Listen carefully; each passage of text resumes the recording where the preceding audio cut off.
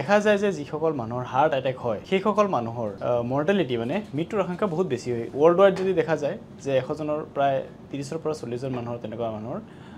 ঔষধ পাতি দিলেও নিদিলেও বা কিবা অপাৰেশ্যন কৰিলেও তাৰে মৃত্যু মুখত পৰিব পাৰে যদি হাৰ্ট এটেক হৈছে তাৰ অতি সোনকালে যদি আমি সেই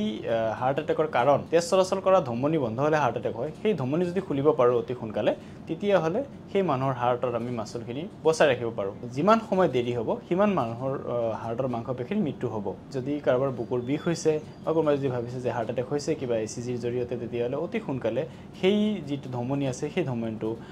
অস্ত্ৰোপচাৰ কৰি হওক বা কিছুমান থ্ৰম্বোলাইসিস বুলি কিছুমান ঔষধ আছে সেইবিলাকৰ জৰিয়তে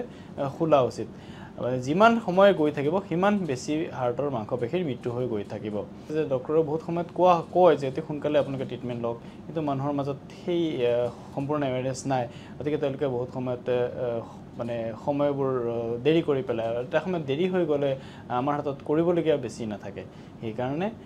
যদি কেতিয়াবা কোনো মানুহৰ বুকুত বিষ হয় বা তেনেকুৱা ধৰণৰ কোনো সিম্পটম হয়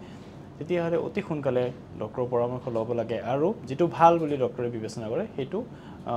সময় অপব্যয় নকৰি কৰি তোলা উচিত